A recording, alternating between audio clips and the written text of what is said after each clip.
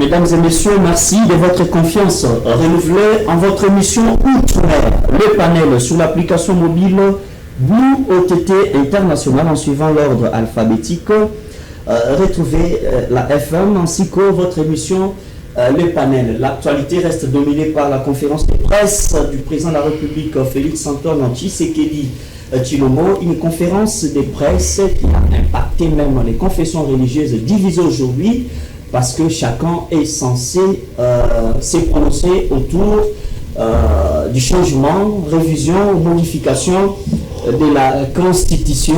Entre-temps, Martin Fayoulou a balle réelle entre lui et le secrétaire général de l'UDPS, Augustin Kabouya. Quelles sont les priorités politiques actuellement? Est-ce que doit-on nous figer, nous focaliser au changement, modification ou révision constitutionnelle, soit qu'il y a d'autres priorités? Est-ce que le pouvoir en place est en train de jauger ou tamiser la puissance de l'opposition qui semble être affaiblie d'après l'interprétation de ceux qui sont au pouvoir? Est-ce que aussi le pouvoir ne donne-t-il pas le béquille à l'opposition qui semble être affaiblie?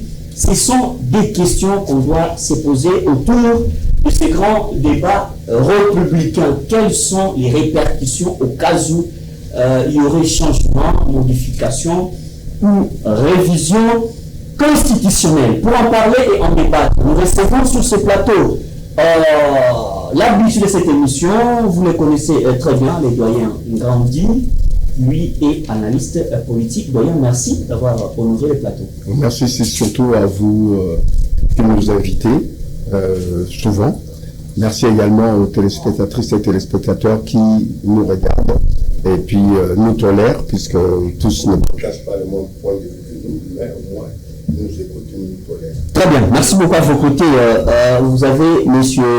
Clément Luzumu, qui est communicateur de l'UDPS Tshisekedi. Il a disparu dans les paraîtres, ça fait très longtemps. Vous réapparez aujourd'hui. Merci d'avoir répondu présent. Merci beaucoup, M. Jean. Je suis très heureux de me retrouver dans ce plateau pour l'honneur que vous nous faites, et surtout que je suis à côté du doyen Gandhi que j'ai toujours vu, surtout sur d'autres plateaux. Je me sens très heureux d'être à ses côtés aujourd'hui pour un peu en discuter. Mais lui, réformiste politique, oui, bien sûr. Cela n'empêche pas que je puisse apprécier cet aîné. Alors, je me sens très heureux d'être avec lui dans un plateau de télévision aujourd'hui. Ça me fait du bien. Je précise que, scientifiquement parlant, vous avez les droits de faire un jugement de valeur sur les argumentaires du doyen Grandi. Oui, c'est n'ayez pas pitié du fait qu'il soit aimé et qu'il soit analyste politique. Mais pardonnez surtout pas. En face de vous, vous avez monsieur Marius Moubalaman. Lui, c'est pour la deuxième fois sur le plateau du panel, trop percutant. Merci d'avoir répondu présent. Vous êtes, voilà, il vous laisse le temps de vous présenter aussi. Marius Moubalaman, comme vous l'avez dit, président national du mouvement Congo de Valeurs. Congo de Valeurs, nous avions constaté que depuis un certain moment, nous avons perdu les valeurs citoyennes qui sont nécessaires pour le développement d'un pays. Nous pouvons avoir toutes les richesses possibles.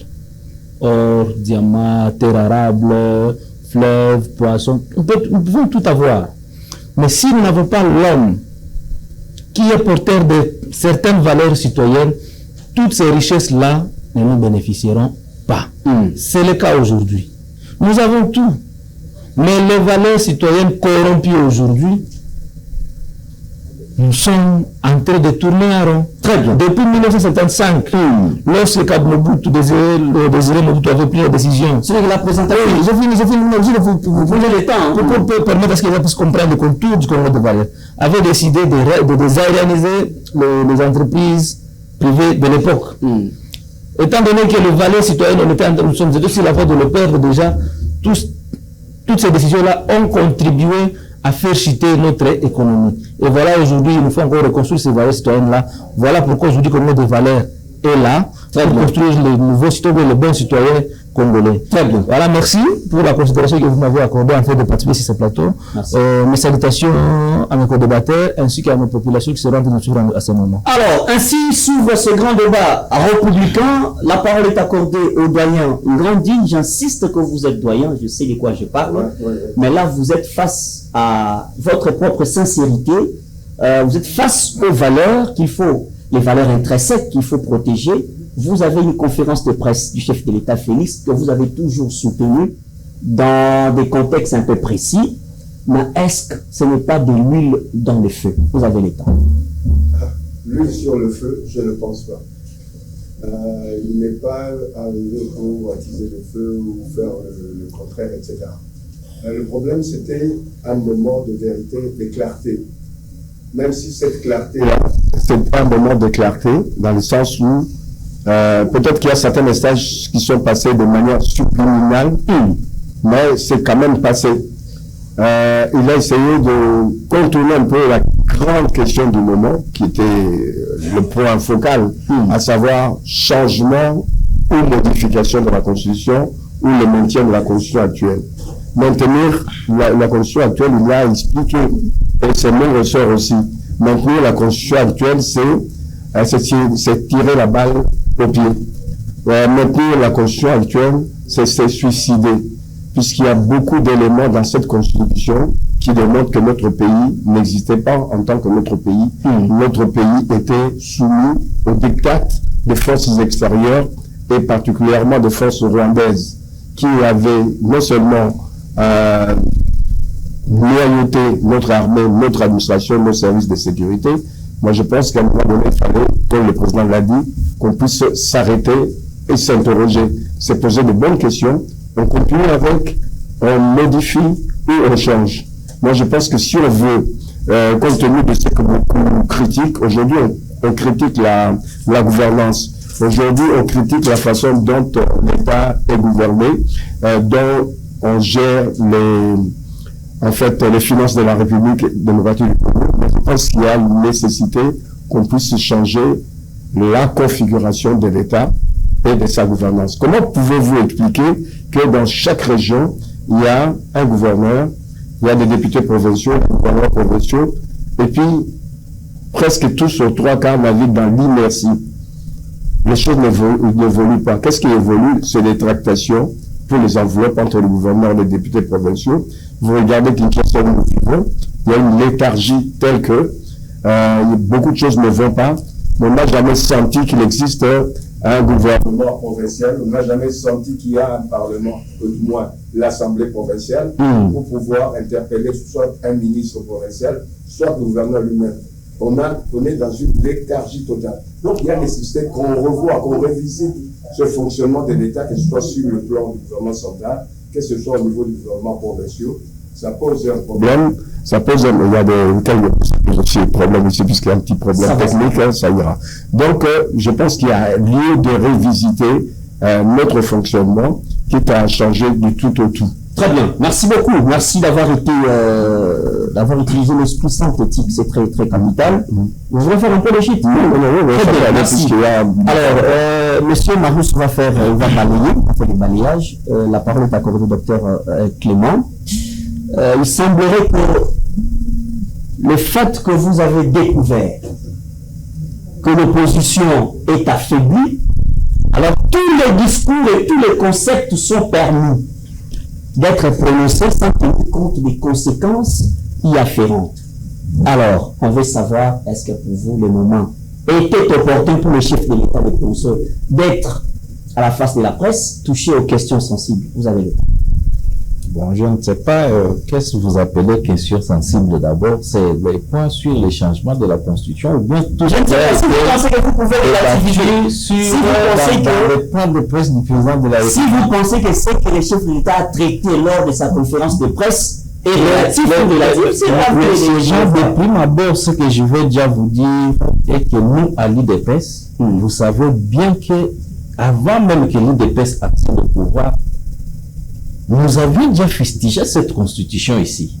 Donc tout ce qui est dedans, il y a des choses qui ne pouvaient pas faire évoluer le pays. L'IDPS avait pour nous qu'une fois accéder au pouvoir, nous devons procéder au changement. Ça, c'est ce qui s'est dit. Oui, ça c'est notre père. Vous savez que ça ne peut pas échapper à l'IDPS. C'est un projet conçu depuis longtemps qu'on devrait changer. D'ailleurs, nous, on ne l'avait même pas adopté. Parce que la Constitution, vous savez, ça a été... il y avait, je pense, 40% de non. Alors, vous pensez que cette majorité-là, ce pourcentage-là de dire non à cette Constitution lors de son adoption, vous pensez que c'est une mince affaire? Donc, ne pensez pas que c'est aujourd'hui que le président a l'idée de changer cette Constitution. Non, c'est un projet déjà bien construit par l'IDPS au moment où on devrait accéder au pouvoir. Parce que dans cette Constitution, il y a tellement de très mauvaises choses qui ont fait que le pays soit pris en otage par des étrangers. Est-ce que vous pensez que le contexte vous est favorable? Alors, vous voulez quel contexte? Il faut que Jésus vienne avec un autre contexte ou comment? Qu'est-ce que vous appelez contexte? C'est ça même le moment de changer cette constitution. Et ça ne doit pas se faire tel que les gens soient entrés. Il y a des voies à suivre par les voies référendaires, ça doit passer par l'Assemblée nationale. Et puis on va procéder à son changement où c'est la population qui va décider. Très bien. Alors qui est celui-là qui doit interdire au président de la République d'initier un pareil projet? Donc il n'y a personne qui peut, parce que même la Constitution lui-même là prévoit des mécanismes pour sa modification. Alors qui est celui-là qui doit venir s'interposer pour qu'on ne puisse pas toucher à cette constitution? C'est pas un testament de Dieu mis sur terre. Très bien. Merci beaucoup. Merci surtout pour le timing. Alors, M. Marous, vous avez suivi, il y a l'IDPS et puis il qui a parlé. Apparemment, c'est un jeu politique. Quand on vous trouve faible, chacun cherche à inventer ce qu'il faut inventer, à imposer ce qu'il faut imposer. Le moment était propice pour les chefs. Okay, merci beaucoup. Permettez-moi d'abord de remercier ce que mes co-débatteurs ont dit et après revenir sur la question. Monsieur Ngandi, je le connais très bien pour avoir participé sur plusieurs plateaux avec lui. Un monsieur très rationnel, seulement que le problème... Il est transversal. Le problème qu'il a, il n'arrive pas à bien exprimer son intelligence, son patriotisme par rapport à son appartenance politique actuelle. Il est lié, et ce lien-là réduit sa capacité d'aller plus loin dans sa réflexion pour l'intérêt du peuple. C'est-à-dire que je l'invite à partir d'aujourd'hui à se libérer de ces juges-là pour être utile à la population. Je le connais très bien, ce n'est pas aujourd'hui, ça fait plus de 4 ans que je fais le débat avec M. Mandé, mais il se perd. Ici, dans son argumentaire, il vient d'accuser la décentralisation comme quoi c'est un problème pour notre pays. Nous, peuple, nous avions voté pour la décentralisation à travers la Constitution, parce que cette Constitution-là établit la décentralisation. Et c'est quelque chose de bien, parce qu'à l'époque, on se disait que non, tout était centralisé à Kinshasa, et ça faisait que la machine soit lourde. Aujourd'hui... Et le bilan? S'il vous plaît. Aujourd'hui, ils veulent dire que non, le bilan n'est pas positif parce que... Non. Le problème réside au niveau de texte. La décentralisation n'est pas appliquée dans sa globalité. Mais également, les gouverneurs sont élus, les gouvernements provinciaux sont mis en œuvre, mais ils font face à un problème de manque de moyens. Ils ont de la politique, mais ils n'ont pas les moyens de leur politique. Il faut lire l'article 175 de la Constitution qui parle de la retenue à la source de 40% des recettes mobilisées par les provinces à caractère national. Ça veut dire qu'à la base même, les liens de mobilisation, on doit retenir 40%. Mais ce n'est pas ce qui s'est fait. Au lieu de rétrocession. Non, ça, n'est pas, ça, je ne parle pas de la rétrocession, je parle de la retenue à la source. Donc, avant que le gouvernement provincial envoie les 100% des recettes mobilisées à Kinshasa, il doit soutirer 40%. Ça, c'est la Constitution qui le dit à son article 175. Mais les politiques centrales de Kinshasa ont manigancé pour nous amener à la de la rétrocession. Ils imposent aux gouvernements provinciaux d'envoyer les 100% de leurs recettes à Kinshasa pour que Kinshasa puisse rétrocéder 40%. Ça, c'est déjà la violation de la Constitution. Pourquoi ne pas retenir au niveau des... C'est Kinshasa. Les 60% ici. C'est le gouvernement de Kinshasa qui ont imposé cette politique-là au gouvernement provincial. Au-delà de ça, ça veut dire que les gouverneurs que vous accusez aujourd'hui n'ont pas les moyens de leur politique Pour preuve, le ministre des Finances s'appelle qui c'est vous qui devez le connaître mieux plus que moi. Il a dit quoi? Que tout ce que vous voyez à Kinshasa, c'est lui qui les finance. Qu'est fait les budgets votés à l'Assemblée provinciale de Kinshasa? Si c'est le gouvernement central qui doit financer les travaux de voirie urbaine, la construction de routes à compétence de la province par le gouvernement central. Ça, c'est déjà une atroce. Et vous, monsieur Ngambi, vous devez venir condamner ça sur le plateau pour le bonheur, pour l'intérêt du peuple. Mais également, il faut lire encore, messieurs les journalistes, l'article 181 plutôt, de la Constitution, qui parle de la Caisse nationale de péréquation. Parce que vous savez qu'il y a des provinces qui sont moins nantis par rapport à d'autres. Les constituants avaient prévu la Caisse nationale de péréquation pour que cette caisse-là soit à mesure de créer de l'équilibre entre une province nantie et une province moins nantie pour que le développement aille de pair. Ça veut dire que cette caisse-là avait pour mission de financer les gros projets que les provinces qui n'ont pas assez de moyens peuvent financer. Mais la Caisse nationale de péréquation est presque inexistante. Ça ne fonctionne pas. Est-ce que ça, c'est le problème de la Constitution ou le problème des hommes qui ne veulent pas appliquer les lois? Il faut lire. La décentralisation consacrée par la Constitution est accompagnée par une loi organique qui encadre la décentralisation. Est-ce que cette loi-là est respectée à la loupe? Je vous donne un exemple très récent ici. Monsieur Ngant, si vous étiez candidat conseil communal dans votre commune d'Engalima, vous imaginez que les élections ici de 2023, nous avions voté les conseils communaux. Ça, c'est dans le cadre de la décentralisation.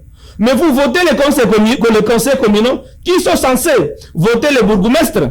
Mais les bourgmestres qui sont là sont nommés par le décret, par une ordonnance. Est-ce que ces députés-là, ces bourgmestres, seront-ils redevables face à un conseil communal élu? Est-ce qu'ils peuvent-ils répondre? Parce qu'ils sont nommés. Vont-ils répondre à un conseil qui est élu? Vous comprenez qu'il y a de l'amalgame. Et ces élections-là n'ont été organisées que seulement dans des grandes villes, dans les territoires, dans des villages. Ces élections-là n'ont pas eu lieu. Ça, c'est un problème. Ce n'est pas un problème de texte, mais c'est un problème de hommes qui n'arrivent pas à respecter le texte. Bati Mouko, vous l'avez bien dit. Et vous en êtes conscient, M. Ngandji. C'est pour dire que l'argument que vous avancez ne tient pas debout. Alors, nous devons observer la condition. Pour revenir à ce que le docteur a dit. Monsieur le docteur. De compte le temps. Non, vous êtes à deux choses. Je dois d'abord ramasser docteur. Vous aurez votre temps. Permettez-moi de dire au docteur, quand vous venez sur le plateau, ne venez pas raconter ce que vous pensez. Venez plutôt dire ce qui est dans le texte. Ce n'est pas ce que vous pensez là qui régente la nation. Et il faut faire la part des choses entre le militant de l'UDPS et le peuple congolais. C'est deux mondes différents. Les militants de l'UDPS ne sont pas le peuple congolais. Ce sont les membres d'un regroupement qui font partie, qui constituent une partie infime de la population congolaise. Il faut faire la part des choses. Si, en 2006, l'UDPS a voté pour non lors du référendum de 2006 pour la Constitution, c'est un droit. Mais au moment où la majorité l'avait emporté sur le non, cette Constitution-là s'applique sur tout le monde. Il ne faut pas dire que cette Constitution ne vous concerne pas parce que le chef de l'État a prêté serment sur la même Constitution, monsieur. Ne venez pas dire ici que c'est du rien, c'est du papier qu'il faut jeter dans la poubelle. Même si vous avez voté pour le non.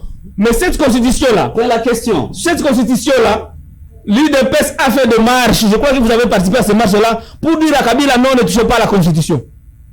Maintenant, pour revenir à la question.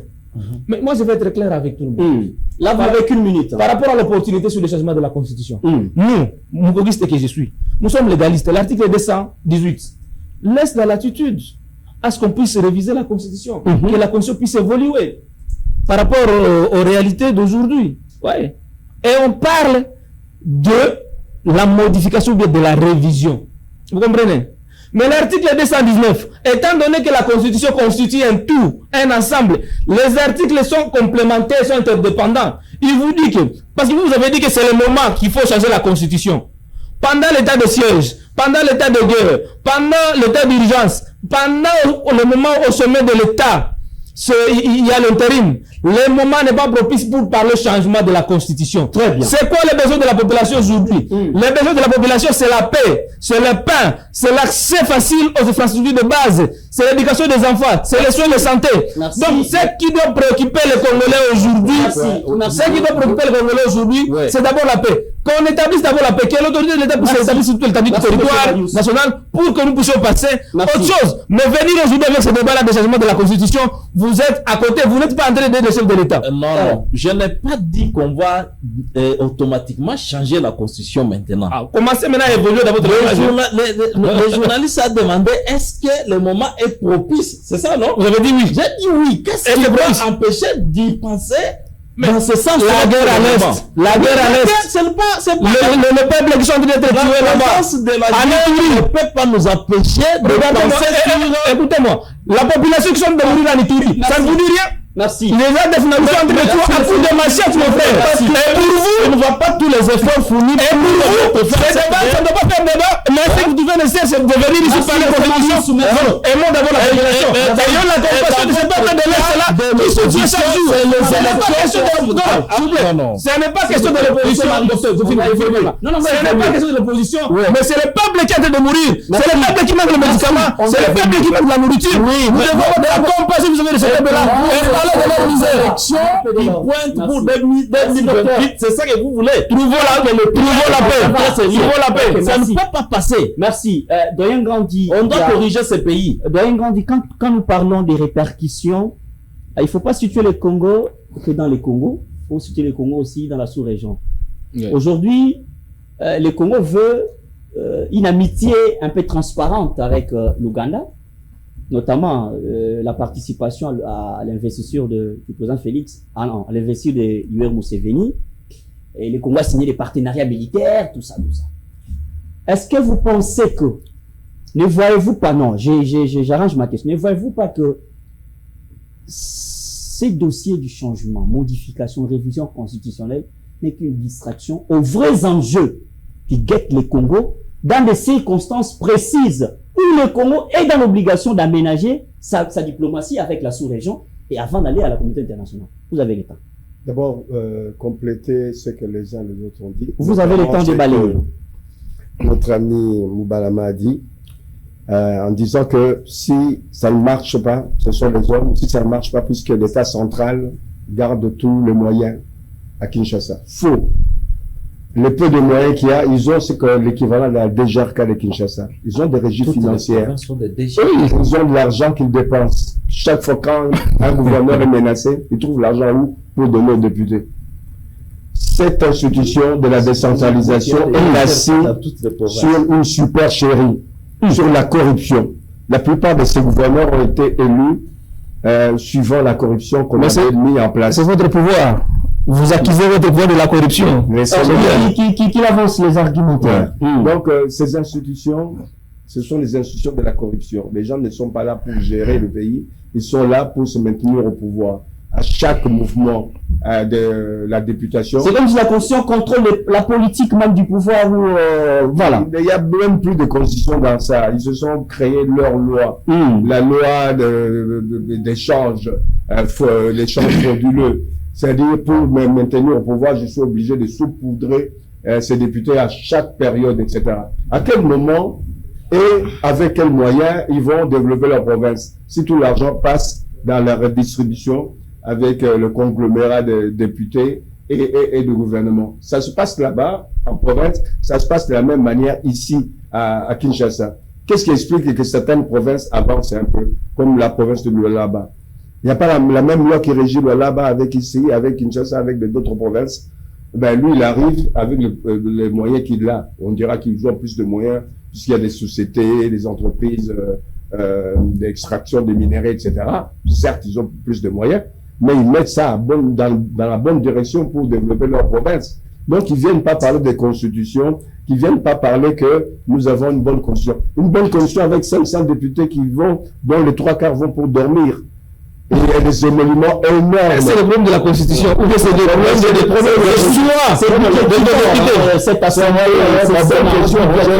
C'est un problème de Constitution. On peut réviser le nombre de députés, supprimer, c'est toujours la Constitution, supprimer le Sénat, il sert à quoi? Vous pouvez expliquer au peuple à quoi sert le Sénat? La Chambre des sages. C'est quel sage? Quel sage? Si le Sénat n'existe pas, c'est qu'il ne serait pas aujourd'hui au pouvoir. S'il vous plaît. Tu ne viens pas de démissionner sous son poste. Oui. Si le Sénat n'existerait pas, Tshisekedi ne serait pas aujourd'hui président de ce pays. Parce qu'en 2015, le Sénat avait rejeté la proposition de loi de changer la constitution pour que Kabila puisse revenir à la troisième mandat. Si le Sénat n'avait pas là, Tshisekedi ne pouvait pas être. S'il vous plaît. On doit, entre autres, changer de constitution puisqu'il y a des lacunes. Des lacunes hors émission, j'ai dit que il y a un pan entier de notre territoire qui n'est pas considéré par la Constitution. C'est ce qu'on appelle la zone économique exclusive. Après la mer territoriale qui est de 12 km depuis notre territoire terrestre, il y a 12 km. À partir de 12 km, on doit mesurer 200 000 marins, c'est-à-dire 370 km. C'est notre territoire qui n'est pas intégré dans notre constitution. C'est annexé à quelle nation? À notre nation. On a 200 000 marins, ça fait 370 km. Pendant ce temps, puisque nous, l'État congolais ne se reconnaît pas dans ces territoires, d'autres nations, le Japon, la Chine et autres, pêchent là-bas. Et plus tard, peut-être, ils vont même exploiter ce qu'on appelle au niveau des fonds marins, les modules polymétalliques. Ce sont des cristaux de verre qui renferment presque les mêmes matières premières que nous avons ici. Ça pose un problème. Je vous ai cité les deux cas. C'est grave déjà que c'est très bien. Et puis le fait que on ait complètement supprimé une des dispositions clés qu'il y avait dans nos constitutions passées, notamment à l'époque de Mobutu, à savoir que le sol et le sous-sol. Dans le Bakajika, c'est où? Entre autres, c'est ça. Mais je ne vais pas rentrer dans l'état si vous voulez un débat là-dessus sur la constitution. Moi, je vais rentrer dans les vrais enjeux. Vous avez bien dit qu'actuellement, il se passe que la plupart de nos voisins signent des accords de défense avec nous. Vous savez pourquoi? Puisque après avoir mis fin à la guerre dans quelques semaines, dans quelques mois, qu'aucun État puisse s'arroger le pouvoir d'aider un mouvement rebelle ou vienne nous attaquer, mais c'est signé sous l'œil de l'ordre américain. C'est signé dans le sens où dans quelques semaines, j'ai dit, ou dans quelques mois, cette année, la guerre sera finie. Il y a déjà... On ne veut pas tourner dans les superstitions. Non, c'est pas les superstitions. La réalité est là. Que les États-Unis ont mis leur main. Vous l'avez pas. Nos télévisions n'ont pas insisté sur les accords avec les Américains. Dans l'article 12 de l'accord des Américains, il y a aussi cette disposition qui nous recommande. Merci. Non, c'est important, laissez-moi le dire, qui nous recommande de réformer pas mal d'institutions. Ça, c'est grave. Le financement, c'est prendre ça en compte, hein. C'est très grave. Et ensuite, de réformer notre constitution. C'est parmi les deals, puisqu'il y a certaines choses qui vont se faire. Ça semble être connu jusque-là. Ça n'a jamais été. Les gens ne lisent pas. Mais c'est grave. Vous ne comprenez pas. C'est très grave. Je voulais enrichir ce que le doyen a dit sur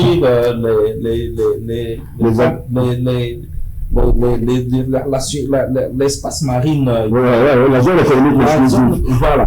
Vous allez voir que dans cette constitution ici, dès le premier article jusqu'à la fin, à aucun endroit, on a notifié la superficie de notre pays. Encore. Qui est de 2 345 000 km². Si tu prends cette constitution, premier article jusqu'à la fin, tu ne peux pas trouver ça. Tu sais pourquoi les gens qui avaient écrit cette constitution avaient laissé cet endroit la vie. Les tensions, voilà. C'était de devenir démembrer le pays. Parce que les Congolais ne peuvent pas connaître même leur pays à quelle superficie. Donc, ça c'est une révélation grave. Nous avons le téléphone ici. Moi, je peux avoir cette histoire-là. Attendez. Non. Je peux dire, C'est un petit truc comme ça. Ça ne me prendra pas des événements. Non.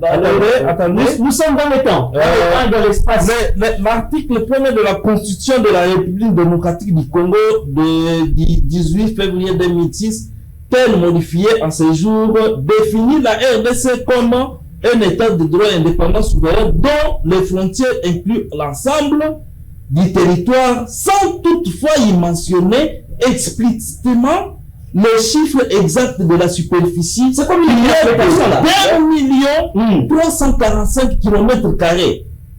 Alors, l'article 1er de la Constitution, il consacre l'intégralité du territoire et définit le pays comme un État unitaire, mais la superficie numérique est généralement citée dans les documents de présentation géographique comme les souligne. Vous voyez qui? Les gens minimisés.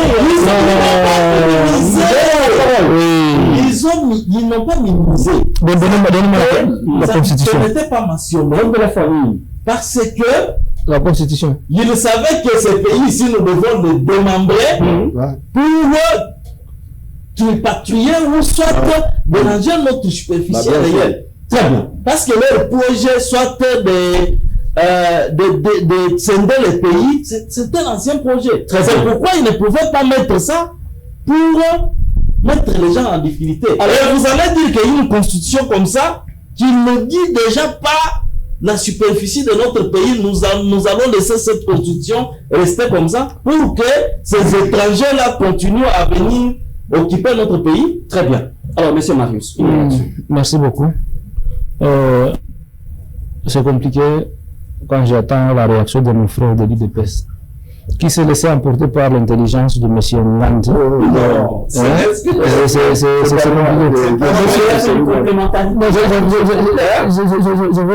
vais m'expliquer. La loi mère, la Constitution, n'a pas tout, ne dit pas tout. Par conséquent, chaque article de la Constitution peut générer une loi organique. Oui. Toutes les lois que nous avons dans notre pays sont conformes à la Constitution, sont issues de la Constitution. C'est la substance. Non, s'il vous plaît. Docteur. Il y a une loi organique qui accompagne ça. Non. Mais vous allez rebondir. C'est un débat scientifique. Moi, moi-même, j'apprends. Et téléspectateurs apprennent, et les techniciens et la régie, tout le monde. On fait une complémentarité. C'est que vous avez dit laisser le temps qu'il puisse. Non, les lois organiques existent pour compléter la Constitution. Mais mes frères de l'IDPS, ils ne lisent pas. Ils pensent que c'est seulement la Constitution qui est censée tout déterminer. Non, la Constitution donne de grandes lignes. Mais les grandes lignes, c'est la superficie aussi. Qui découpe, lisez l'article 2 de la Constitution, qui nous montre la configuration de notre pays. Ouais. Vous avez posé une question très... Donne-moi la Constitution. Vous avez posé une question très capitale par rapport aux enjeux de l'air. La sous-région, voilà. de suite, voilà. Nous,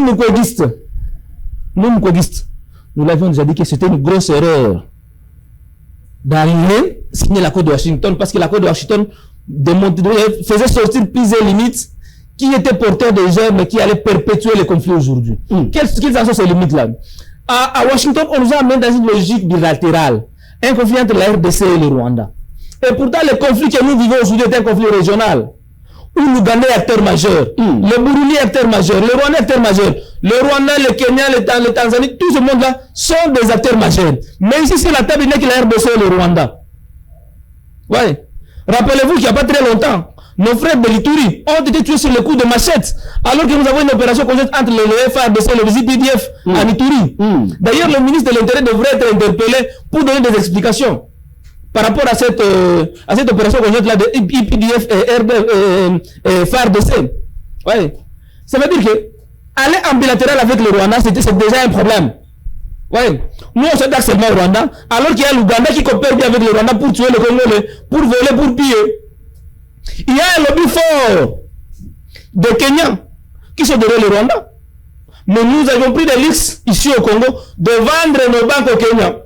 Et ce sont les Kenyans qui contrôlent les finances congolais. Les deux grandes banques puissantes du Congo sont aujourd'hui contrôlées par les Kenyans. Je ne vais pas citer les banques ici pour ne pas faire leur publicité. Ouais. Mais 2 grandes banques, renseignez-vous, M. Ngantse, vous allez voir que ont été vendus pendant ce régime ici au Kenya. Et ce sont ces gens-là qui nous combattent aujourd'hui, qui sont les canaux par lesquels... Il faut le dire les choses telles qu'elles sont. S'il vous plaît. Les banques ont été anéanties par Kabila, un point d'entrée. Oh là là, mais c'est ça, mais oh là là. Equity Bank a été vendu quand? Non, la Procrédit Bank. Tembe Bank a été vendu quand? S'il vous plaît. Je n'ai pas de Procrédit. Je n'ai pas Procrédit vendu par les Kenyans aujourd'hui, c'est Equity Bank. Non, pas, oui, Procrédit, c'est Equity Bank et BCDC. Donc, 3 grandes banques congolaises ont été achetées par les Kenyans. Nous savons aujourd'hui la position du président William Ruto par rapport à ce conflit ici, par rapport à Kagame. Et c'est à ces gens-là que vous faites confiance, vous donnez tout. C'est ces gens-là qui contrôlent nos finances. Il y a ce problème-là bilatéral. Il y a le problème d'opacité dans ces accords-là. C'est très opaque. Quand bien même aujourd'hui on peut dire que non, l'Assemblée s'est prononcée. Mais normalement, avant que les chefs de l'État puissent signer, comme à ratifier l'accord de Washington, un débat devrait être mené, un débat de fond à l'Assemblée nationale pour voir si ces accords-là sont conformes à nos lois internes. Mais on a laissé d'abord les chefs de l'État ratifier pour que l'Assemblée nationale puisse discuter après. Et aujourd'hui, Ngati, vous dit, s'il vous plaît, monsieur Ngati, non, mais vous allez prendre. La ratification ne vient jamais avant. Non, il y a des articles qui. Non, vous allez prendre la parole. Les gens risquent de garder ça. Non, vous allez prendre la parole. Moi, je vous ai écoutez, monsieur, c'est grave. À l'Assemblée nationale, on a laissé les chefs de l'État ratifier d'abord et à la fin pour discuter, pour en débattre. Or, le débat là, c'est pour voter la loi de ratification, qui autorise la ratification.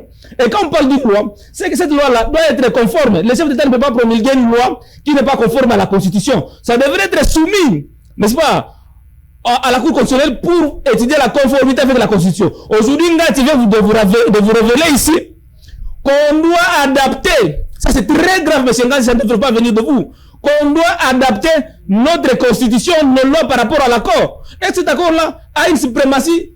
Il y a l'icône de notre Constitution. C'est ces accords-là qui devraient se conformer avant d'être signés à notre Constitution. Très bien. Vous dites aussi ce qui est plus grave et vous ne connaissez pas. Vous dites ici que on doit voir la Constitution. Non, on ne dit pas la Constitution. C'est vous qui parlez de la Constitution. Mais plutôt nos lois au niveau de la justice. Si je vous ai parlé de lois organiques. Les Américains vous disent que non, vous devez revoir vos lois à l'interne, liées à la justice, et non pas la Constitution. Mais vous, tellement que vous avez ces faux, vous savez, vous êtes emporté par ces démons-là de la révision pour voir ce que pour un troisième mandat, vous parlez de la Constitution. La Constitution ne sera pas changée. Premièrement, parce que déjà dans votre camp, vous commencez à nuancer. Vous étiez dans un combat du changement. Aujourd'hui, vous commencez à parler de la modification. Déjà, vous comprenez que vous êtes déjà KO parce que c'est ce plan. Mais aujourd'hui, c'est ça le débat. Merci. Ça veut dire que 2028, Tshisekedi finit son mandat calmement. Il prépare son dauphin. Nous aussi, Moukogiste, nous allons présenter notre candidat. Et puis, nous allons aux élections. Très bien. Contre votre dauphin, mais pas contre Tshisekedi. Parce que Tshisekedi aura déjà fait ses 2 mandats constitutionnels. Merci beaucoup. Non, mais il y a un problème très grave. D'abord, moi, j'ai toujours demandé, souhaité que la formation des relations internationales soit donnée dans toutes les facultés, quelle que soit la faculté. Comme les notions élémentaires. Des notions élémentaires, dans le sens où même un médecin peut être appelé à aller négocier à l'extérieur. Il lui faut quelque part une base.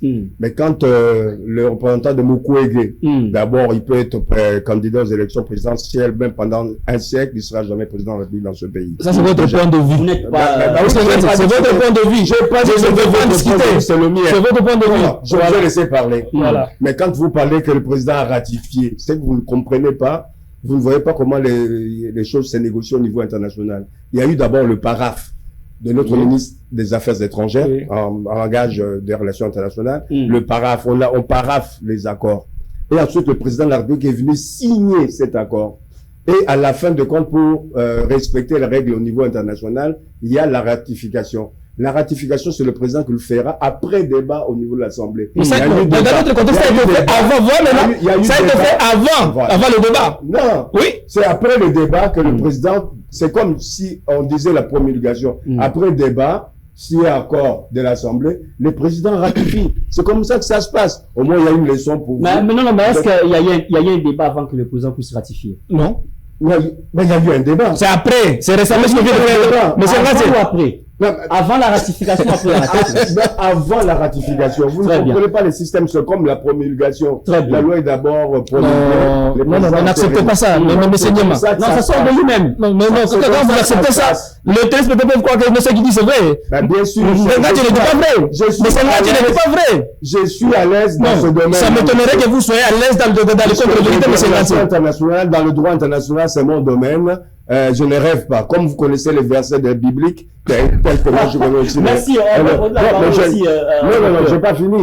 Chacun fait la réaction. Non, là, je peux pas toujours, on peut pas toujours réagir par rapport à lui. Donc, pour le jeu qu'il y a ici, non seulement ce qui se passe actuellement au niveau de nos frontières, c'est-à-dire Centrafrique, Ouganda, etc., qui signent des accords avec le Congo démocratique, c'est pour que celui qui va lever le doigt prochainement, il soit terrassé tout de suite.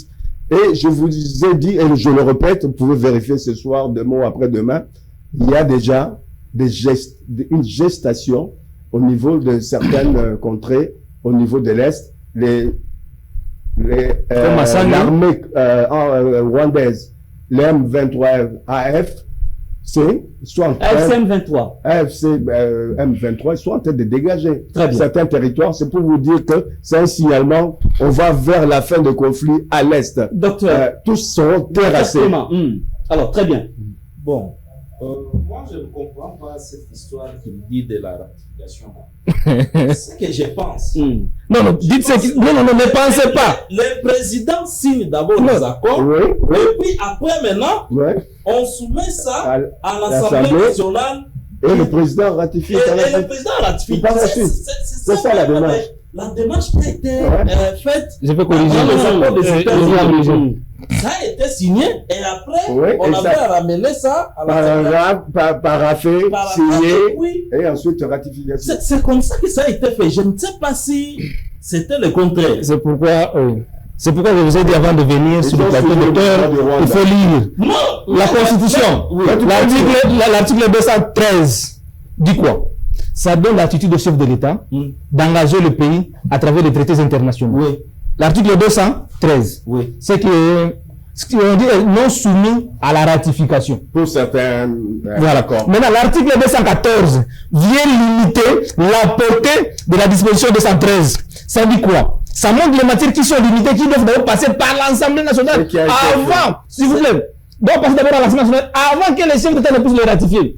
D'abord, le traité de paix, le traité de commerce international, le traité de résolution des conflits internationaux, le traité lié à l'état de personnes qui devons recevoir dans notre pays. Ça doit d'abord passer à l'Assemblée nationale. proposition d'une loi Voilà. qui doit être soumise à un À débat. l'Assemblée nationale, s'il vous plaît. À l'Assemblée nationale, on vote une loi autorisant la ratification.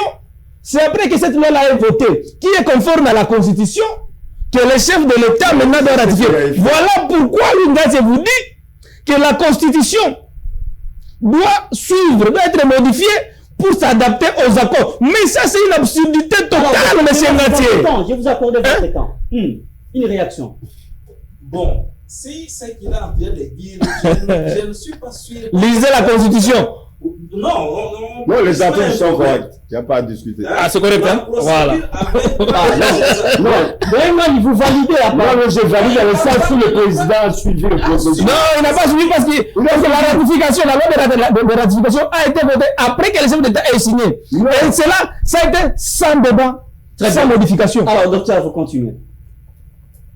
Je ne suis pas sûr de ce qu'il a en train de dire là. Vous avez la totale liberté. La demande, tu vois, les accords des États-Unis, il y avait deux phases. Il y avait la phase où le ministre de l'Intérieur, donc le ministre des Affaires étrangères, l'autre ministre là avait. Il a paraffé. Il a paraffé. Après, quand Le président est arrivé. Parlement. Non, le président est allé signer. Est allé signer. Et ensuite, le Parlement a débattu. C'est là qu'il y a erreur. C'est là qu'il y a erreur. C'est là qu'il y a erreur. Monsieur le journaliste. En fait, la signature du chef de l'État devrait venir après l'Assemblée nationale. Ça va, merci. On va faire un point de chute parce que, est-ce que vous savez que nous débordons les temps? On peut faire 2 heures. Ah bon? Ça, C'est pas vrai. on va faire les tours de table avec une proposition un peu patriotique. Oui. Je commence avec vous. Pour éviter qu'il y ait répercussions au niveau de la population, au niveau des classes politiques, au niveau des tout ce qui peut entraver la paix au sein du pays, est-ce qu'il n'y a pas moyen que Tshisekedi comprenne qu'il peut laisser la présidence à sa majorité présidentielle, qu'on puisse présenter quelqu'un d'autre et que la paix soit garantie, qu'il parte sans qu'il y ait un problème, parce qu'il a dit, si le peuple le lui demandait, il a cette possibilité de le faire. Pourquoi ne pas refuser? Pourquoi refuser? Non, entre refus, volonté et la réalité. Ce que vous dites, Non, vous avez chacun une question pareille. ce que vous dites là, c'est comme si on marchait sur la tête. Vous avez eu un chef de l'État ici, qui n'était pas d'abord un national, qui a cassé toute l'économie, le pan de l'économie du pays, qui a tout racheté, qui a recréé des entreprises propres à lui, en relation avec l'étranger. Personne n'a pipé un mot. Un national vient, il va dans le bon sens dans tous les secteurs, puisque si on pouvait parler économie, Tout en présentant certaines excuses d'avoir d'avoir rassuré sans tenir quand on compte regarde les du statistiques de l'évolution de ce pays entre 2019 et ce jour, et le pays, pendant les 20 ans des Kabila, de deux Kabila, même s'il faut rajouter les 32 ans de Mobutu, vous verrez que le président actuel, en moins de 10 ans, a fait de prouesses dans les différents domaines. Merci. Donc, lui demander de laisser le pouvoir pour le faire. Monsieur Ngatse, vous voulez des problèmes de ce pays? C'est ça même l'esprit. Non. Quel c'est la constitution? La constitution, là, c'est le peuple qui décidera si c'est une bonne ou une mauvaise. Il y aura un référendum, le peuple dirigera nos débats, va convaincre ou non les gens d'un côté ou de l'autre. D'une manière générale, le peuple n'est pas gagnant dans cette constitution. Merci. Mais on veut faire une constitution qui fasse à ce que... Chacun sa question. À vous, est-ce que vous vous sentez à l'aise aujourd'hui à l'UDPS de voir que la polémique soulevée sur le changement de la Constitution commence à déranger la classe, la religion ou les confessions religieuses, et que vous êtes capable d'assumer certaines responsabilités au cas où la foi serait impactée par des désordres politiques? Quelles sont les confessions religieuses qui sont dérangées par... Vous avez la réponse. Vous avez la réponse, vous posez des questions, vous avez la réponse. Non, c'est toi qui viens de soulever ça comme question. Il faut d'abord me spécifier. Non, si vous n'avez pas les réponses, je vais passer la parole à M. Marius. Si vous pensez que dans les confessions religieuses, ça va. Vous savez que l'Église catholique aussi aujourd'hui est pour les réformes de cette constitution. Ils ont varié. Vous savez ça? Non, mais les réveils ont opté pour qu'il y ait changement de la constitution. Parce que je vous ai dit la majorité. Dans cette constitution ici, vous avez acheté le pays a été vendu. Il y a des articles. Me donnez ces articles, non, je ne veux pas parler à l'autre. Donnez des articles qui sont opaques. Pour la superficie de notre pays. Donnez-moi la parole pour conclure, monsieur. Non, attendez, c'est pas encore terminé. Et puis, cette constitution, il faut qu'on échappe. Donc, ce sera changé. C'est comme si c'était déjà fait. Vous avez suivi ma question. Vous avez suivi la question. Vous savez que le président avait parlé, il y a la différence entre un homme d'État et un homme politique. Vous avez quel camp? Nous sommes des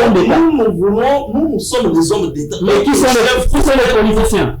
Les politiciens sont ces gens ici qui veulent à tout prix faire des élections sans voir l'avenir du pays. Vous allez diriger un pays, c'est bon. Vous allez diriger quel pays qui a été vaincu, un pays qui est sous prédation à tout moment. Très bien. Par rapport à cette constitution. Très bien. C'est le moment de procéder au changement. Et pour le cas, on veut changer cette constitution. On n'a pas dit que c'est immédiat. On fait si. Il y a des procédures à suivre. Il y aura un référendum. C'est le peuple qui va décider qui est souverain de toutes choses. Merci. Si le peuple décide qui est celui-là qui viendra interdire au peuple de ne pas voter pour le changement de cette Alors, monsieur Marius, vous avez aussi une autre question. Est-ce que vous vous sentez aujourd'hui à l'aise de faire semblant que cette constitution a été taillée sur mesure pendant qu'il fallait retrouver la paix dans l'accord de Sun City? C'est ça? L'accord de Sun City, il fallait ramener les autres de la brousse, et puis que cette constitution a maintenant expiré après ses concessions, et qu'il faut réadapter les choses, le Congo doit évoluer. Non, je sais que vous êtes scientifique, très scientifique, philosophe. Et la philosophie va de pair avec l'histoire. La conscience que nous avons n'est pas la conscience des belligérants. La conscience des belligérants, c'est la constitution qui avait regenté la période de la transition. On est d'accord, hein? Que pendant la période de transition, il y avait une conscience de la transition qui nous avait géré. L'actuelle constitution, c'est la constitution des Congolais votée à la majorité des Congolais. Très bien. Faut pas dire que c'est une question de belligérants. Je reviens par rapport à la question. Non, ça ne peut pas passer. S'il vous plaît. S'il vous plaît. Avant des avantages.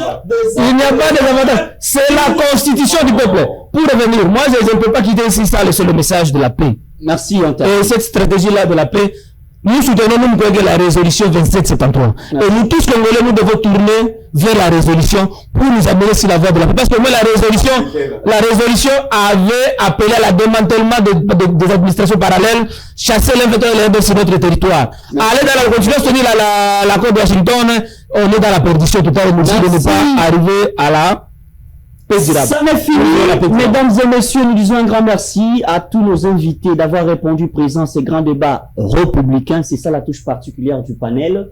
On ne serait pas là pour commencer à changement en constitution, ainsi de suite, mais sortir les argumentaires les plus solides pour édifier ceux qui nous suivent et nous-mêmes ici sur le plateau, la complémentarité et la règle d'or.